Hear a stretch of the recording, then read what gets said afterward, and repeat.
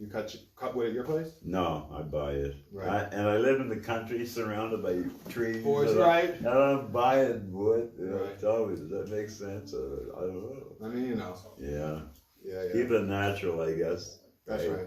Keep it for Naomi. We used to. And Camille. We used to like want to grow all our own food, but then we realized there's farmers really close to putting in a lot of work and effort. Yeah. So we started supporting them instead of. Yeah. You know. Although we got the. Yeah, permaculture ones though, the rhubarb or the blueberries and whatnot. Yeah, I gotta start planting things.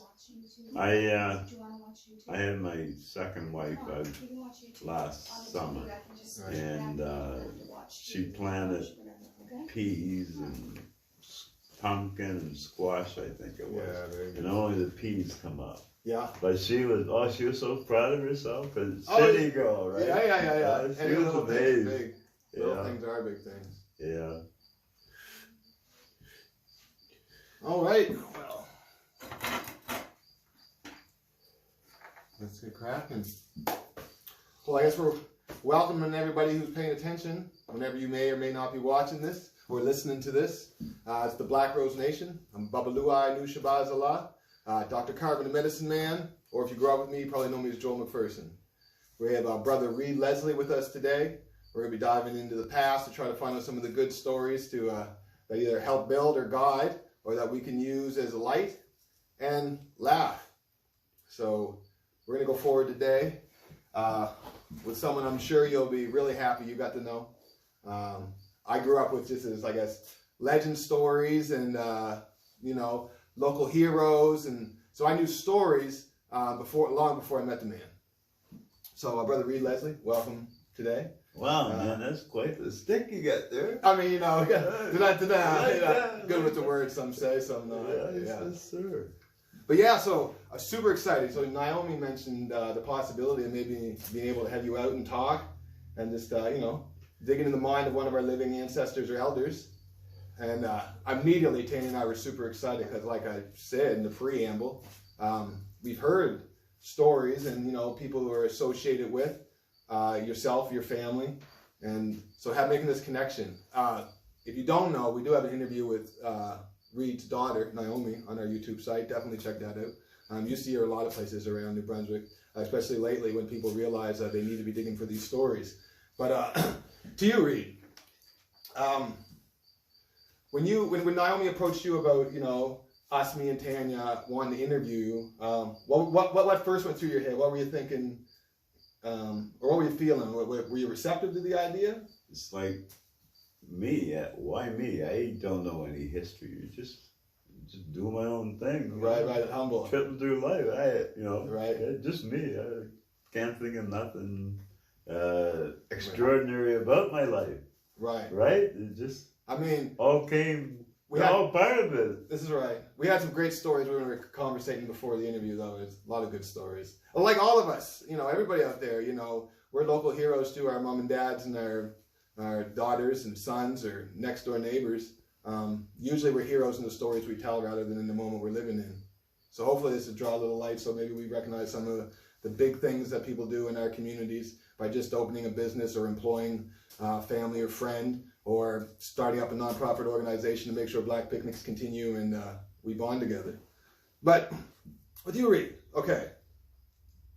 So it was immediate, yes, like I said, if we get to interview you and talk to you about a few things.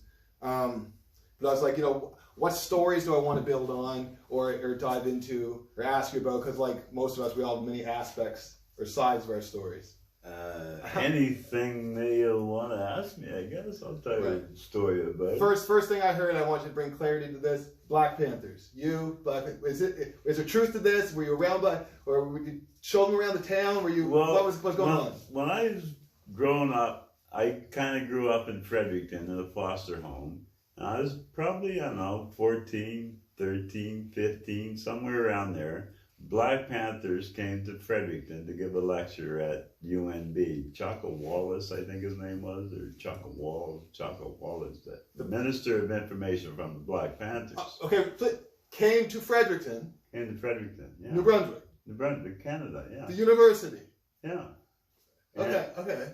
And he wanted to see the black side of town, right? So, what I knew of Barker's Point and whatnot, that's kind of where the black people were. So I took them out around there, and like I was impressed by these guys, man, because they were carrying weapons, man. They're carrying guns. In Canada. Yeah. Holy shit, these guys are real. Serious.